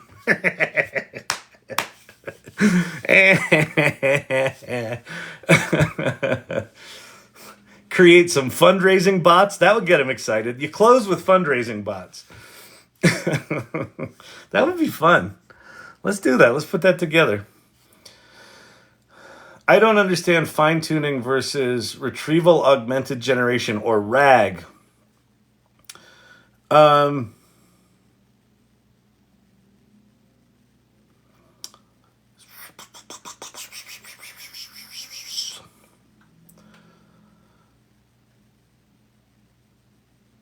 I don't know the details well enough to know. I don't know the details well enough to really explain it. There's a number of different ways that you can get data to be readable by these large language models, right? One is you've got your trained base model and then you fine tune on top of it. So you train on top of it and you take data and you embed it and you put it in vector databases, and you're basically kind of doing like little mini extensions to the base model. You can also tie in RAG, which is retrieval augmented generation, where when someone puts in a search, they go to the fine-tuned large language model to the vector database. They pull some answers from that. If it's incomplete, it basically then says, oh, I don't know enough over here, but I do know that I've got information stored in this database over here that I can pull specific things from. And that's when you upload your knowledge into these GPTs, that's sort of what it's doing. It's like a mini RAG, I guess. Or maybe it's full RAG, I don't know. And it pulls some of the data from those uploaded documents and then feeds that back to the large language model to expand the answer, basically. So that's generally the difference. Peyton here might know better. What I would say is join the salon and join Pate's Mechanics Guild, because there's geeks in there. There's actual like scientists that can answer that in a very detailed way. And if you really want to geek out, that's what the Mechanics Guild is for. And Pate's in here a lot, so if he's in here tonight, he can probably even answer that question. So I think I just butchered that, but it's somewhere in the neighborhood of, one of them is more mathematical and one is more like a database search that then augments the large language model search. Something was pinned there that I just missed, so sorry about that. Politicians should have continued at EDU hours like nurses and docs and have them complemented. That would be nice. Hey, ChatGPT, how do we reduce the need to eliminate the need for politicians? Well, it's funny you say that, Quick Take, Jake. David Shapiro, the guy that I tell people they should watch all the time, go to YouTube, find David Shapiro, the AI guy, not Ben Shapiro, the other guy, David Shapiro, and he talks about that idea of when you have a constitutional model like Anthropic does, you could basically put together autonomous agents that do make legislative decisions and will make them better and more transparently than people. So I know that freaks people the fuck out, but how much worse could it get? I saw this today. Take a pic of the books on your bookshelf and have ChatGPT analyze and describe what kind of person you are. Ooh, that's good. Let's do that. Wait, do I have any books here? Oh, crap. I think that says a lot. I've got fly fishing books, magazines with me in them or on them, pictures of the family, and a Monopoly.com edition. I don't have good books. But that's a really cool idea. Yeah, I like that. I need to watch David Shapiro still. You really do. Just watch some of his longer videos on kind of the future of AI, what's coming, the future of work. AGI within 18 months is one to watch. AGI within 12 months, the 6-month update where he says, yep, it's still going to be here within 12 months. AGI, if you don't know, stands for Artificial General Intelligence, which basically means they just came out with a paper on this. Someone just came out with a paper of 5-level definition of what AGI is. Right now we're at level 1. And they're thinking that we'll be somewhere in the level 3 or 4 within a year. Maybe 3, level 3. It's like 50% of the tasks. It's better than a human. It's better than most humans or all humans. I don't know. These things are going to get very, very powerful, people. What's going on here? We need a how did your politician invest GPT? That's actually, you know what, Genu? There's a group of guys that I know in New York that started the Sunshine Foundation that was exactly that. They wanted to use sunshine is the best disinfectant, and they wanted to reveal the, where the money went, follow the money with politicians, and they actually just closed down the nonprofit. You could absolutely make a GPT per politician.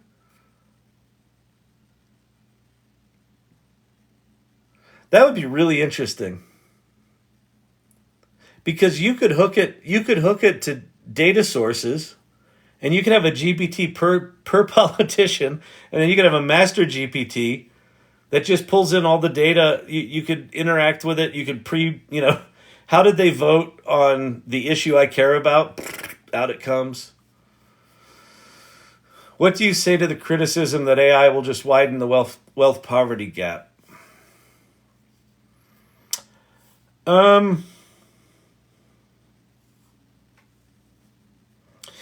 If you look at some of the predictions of the growth that AI is predicted to generate, it's an expansion of prosperity, it's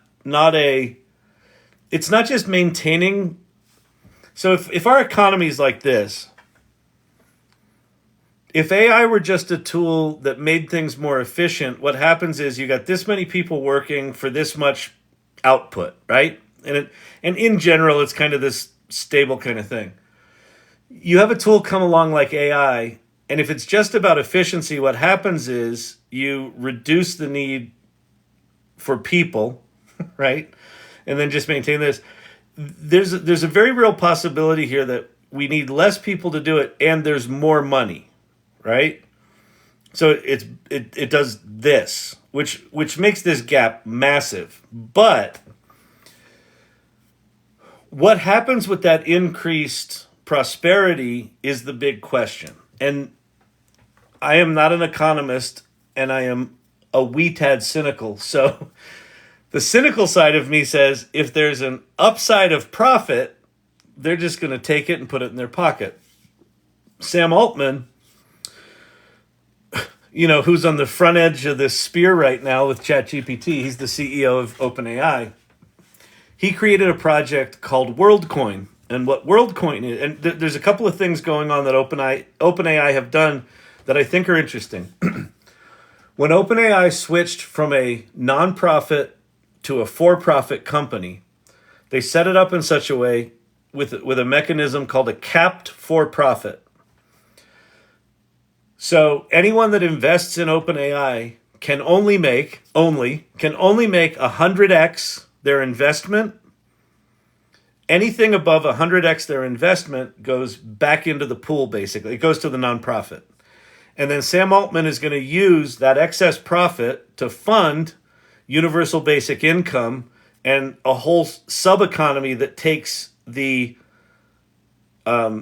extra revenue that these things generate and funnel it back to the people that are, kicked out of the system. Now, will that model win? Will he win? Will it make more money than that 100x return? All of that I don't know. I assume it will, because this stuff is going to change everything, and like the trillions of dollars that are predicted, assuming OpenAI is still in the game, they're probably going to do okay. So one piece of this is there is sort of dramatically increased prosperity without dramatically increasing the amount of work to do it. There's another thing that's happening. It's kind of what Kavruno was talking about. What's easy to talk about right now is everyone's going to lose their jobs. Which, yes, that's going to be really fucked up and really scary. But, and again, one of the reasons this channel exists, people, all of us as individuals, are being handed tools that amplify what we can do. I can now make an image like that where a year ago I couldn't. I can now make the song that I played at the beginning of this live, which I can write songs, but I can't write them like that. So all of us are being given increased capabilities. And if we get curious and we get adventurous and we start playing, even if we're displaced, we're going to find all sorts of new and inventive ways to use these tools to generate our own prosperity. So, and I don't think a lot of people are talking about that, because it's really easy just to go, oh, AI is just an efficiency tool, and AI is going to kill jobs, and the robots are going to kill us, and the robots are stealing, and everyone's getting ripped off, and like it's really easy to go to the negative place with this stuff because it's just societally it's there. Hollywood's been telling us how evil this shit is forever, right? People are afraid of change. So it is very possible that AI dramatically increases the wealth gap. It is also possible that it changes the game enough that it actually reduces it. But how do we get there? I have not a fucking clue. But I think the people that are, all the pieces that I've seen about the wealth gap being just obliterating the economy kind of ignore that. They all take the sort of dramatic view of like all these people are going to lose their jobs and then they will never work again is effectively what they say, right? Which is what all the farmers said when the tractor was invented. What are all these poor people going to do? Well, they moved to fucking cities and came up with whole new ways to make money, entirely new industries because of the steam engine. It's a completely new thing. This is one of those. This is like the printing press. This is like fire, writing, printing press, steam engine, computer. We'll throw computer in there. There's not that many of these that come along. This is one of the big ones. It's going to fundamentally alter, I think, everything. Economy's definition of work, how we work, where we work, what we do, how stuff's created, how we interact with complicated systems. So, the wealth poverty gap is exactly why you should learn AI. Absolutely. Anyone, the next 18 months, we all have a massive opportunity to be AI literate when a lot of the world's going to ignore it and they're going to get blindsided by this shit. And we'll be like, oh, I know what to do now. I know what to do. I know what to do. I know how to do this. Oh, I can make a GPT that does that. Oh, that's going to be us. The neurospicies all running around going, I got an idea. Follow me. That's what the AI Salon is. It's just a fucking group of weirdos going, come on, come here. It's good. Come around the corner. Take the red pill. I think people will hopefully bring up the people with them, not divide using AI. Well, quick take, Jake. That's so why I talk about the values of the salon: curiosity, generosity, exploration, collaboration, inclusion, empathy. Why those 6? Because I think in an economy of scarcity, the natural instinct is if I figure this out, I'm going to keep it to myself. But we're entering a world of abundance. We're entering a new renaissance where there's going to be scientific breakthroughs, creative breakthroughs, productivity breakthroughs, like whole new industries created. We're entering an incredibly prosperous generative era, right? Generative AI is generating more than documents. It's generating. And so share all you want. There's like to be clear.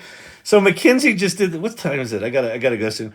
McKinsey just did this piece on oh, the hell was it? Oh, how many people use ChatGPT? It's less than 20%. It's less than 20%. 80% of people aren't using it. A lot of them don't even know what it is.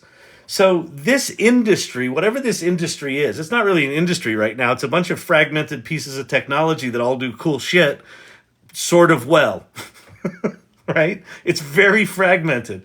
We are so early. How can I join the salon? Go to thesalon.ai. Let me pull the URL up on screen here. Go there and read the first link. The first link describes what the salon is. It talks about our values. It's really important. And then the second link is the Discord. And the third link are the meetups. So the meetups are where we meet each other and talk about this stuff and bring in people to speak and say, here's what I figured out. Here's what I figured out.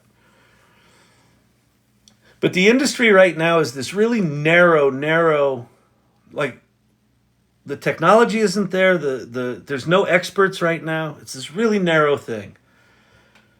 But it's very quickly going to do this, and then it's going to do that. The next 18 months is going to be kind of this phase. It's like it's going to be this small, and then it's going to seem like it gets really big. But it's not. We're going to go from like 20% people using ChatGPT to like 40%. Still going to be 60% of the people not using it. There's going to be a tipping point where all of a sudden it's like, oh shit, this stuff's everywhere. And if you're in the game, if you're AI literate, when the industry does that, it's all opportunity. People are going to be fucking panicked looking for anyone that can spell AI. You can spell AI? You're our new VP. Come with me. 150 viewers. You might do a quick link show. I'll do a quick link show. And I got to stop rubbing my hands. It's it's driving people crazy. It just makes me want to rub them more. It's like so hard not to do. All right, I'm going to knock this out really quick because I got to go. But what I'm about to do, get ready to screenshot. You know how to screenshot on your phone? 2 buttons. I've made a list of a bunch of different links. And so, here's a good thing. Okay. You're going to do a screenshot of the links on my page. And you're like, but Kyle, I don't feel like typing them all in. You don't have to anymore because GPT has vision now. So do your screenshots. And then either in your OpenAI app, your ChatGPT app, or in, on your desktop, upload the pictures and say, pull out all the URLs for me. Okay. All right. Okay. So take a screenshot of that. That's just so all of these bullet points are what OpenAI announced last Monday. Every one of these bullet points is a whole fucking rabbit hole. And like these are major advancements that just got dumped into the universe from these guys. So chat.openai is the sort of consumer, that's the chat GPT for the rest of us. And then the developers use this area called the playground, platform.openai.com/playground. So if you want to go play there, you can. You can see some of the stuff the geeks are working on, see all the documentation, geek out yourself. These are they're not the big four anymore because I don't have ChatGPT in here, but I added Grok in here because it's coming. So Grok is Elon Musk's new, Twitter-fueled large language model. You got Claude, which is from a company named Anthropic. You got Bard and Bing, which are both connected to the internet. Bard, as soon as they release Gemini, is, I think, going to get really, really good. So pay attention. Just listen for Gemini has launched. If you see Gemini on Twitter in relation to Bard or Google, that's a big deal. Other important LLMs, Pi. Pi is from a company called Inflection. They raised $1.3 billion to go build their own GPU farm. Pi is designed to be conversational. It's also designed to be a personal assistant. So they're going to be building conversational agents that can take action. So that's really interesting. Perplexity is also very impressive. Poe is good, but Poe just got obliterated by all the new OpenAI stuff. Image creation. DALL-E 3 is inside ChatGPT 4 right now. Midjourney is still the king of the hill for art quality, but I don't think that's going to last long. Leonardo, although I don't know. I have a feeling Midjourney's about to release a bunch of new stuff that's going to keep them relevant, but we'll see. Leonardo is a web front end to Stable Diffusion. Fireflies from Adobe. If you work for a company, do that. The prompt book down below is really cool if you want to learn how to prompt these image generation tools and like what they actually know, which is mind-blowing how much they actually know. Video, holy crap. The Runway ML stuff that I'm going to make this yellow because the Runway ML stuff where you can paint areas where you want movement in a video is crazy town. It's crazy town. It's crazy town. It's crazy town. All right. That's that. Oh, let me close this. Okay.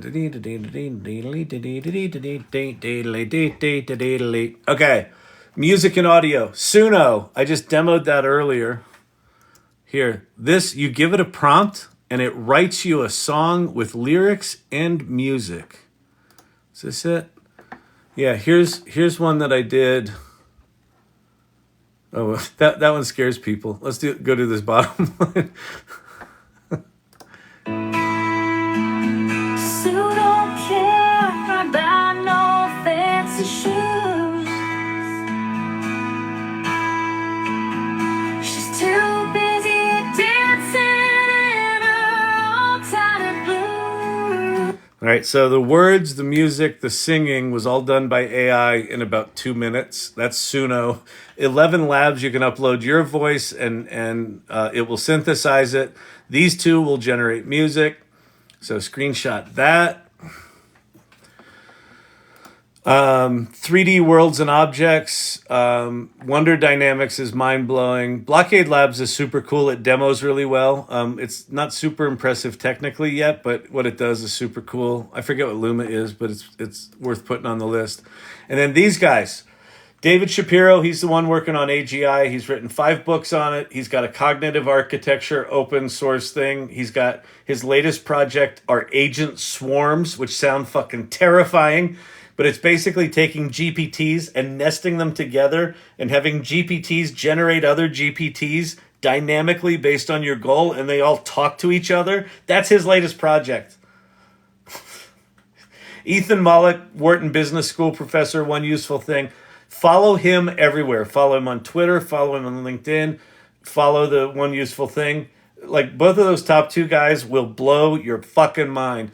Paul Raitzer with the Marketing AI Institute and Rachel Woods here on TikTok. Both of them are good if you're in business and you just want good practical business advice. And then the directories down below there are cool. If you subscribe to this channel, you get access to the private Irregulars channel on Discord. And it's just swell. It supports the channel. I appreciate it. The YouTube channel here, I've got a YouTube channel that is the recordings of these lives. And I think that we're going to be able to make a GPT. We're going to be able to make an AI Learning Lab GPT that takes all of the transcripts of all of these lives, and you can interact with them and ask questions about them.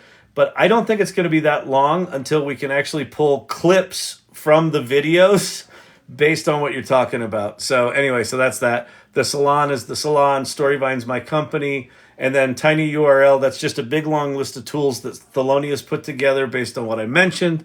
And I think that's it. We have a scammer. If you follow AI Learning Lab with 2 L's, that's a guy that ripped off all my videos, and fuck him. So please unfollow him and refollow me. And that's it, everybody. All right. So, I got to get out of here, people. It's late here in Denver town. Denver town. All right, everybody. Is the Salon woke? We're not assholes, if that's what you mean.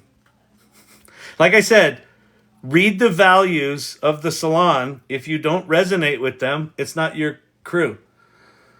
Yes, check out the lives on YouTube, AI Learning Lab, show Kyle some love. Oh, some love and subscribe, damn it. Thank you, Share Bear. That's very nice of you. I like it when people swear on my behalf. All right, for the tardies like myself, irregulars and mods present turtles, llamas, hedgehogs. All right, everybody. Andrea, good night. Good to see you. Kung Fu. Wait, what is your name? Kung Fu Chop You. Great name. Ethan, thank you for your expertise. Thank you for hanging out here. Ashu, good to see you. Night. Good night, everybody. Tobias, good to see you, sir. Kavruno, thanks as always. Steve-O, good to see you. Tyrant Truth. All right. Well, I was saying goodbye anyway, and then TikTok just quit on me. Sherry D, good to see you. Thank you very much. All right, everybody. Peace out. Have a good night. Digital Gods, thank you so much. I appreciate that. Apple user, you're the best. Chaos Generation, good to see you. Lunastick, good to see you. All right, everyone. Peace.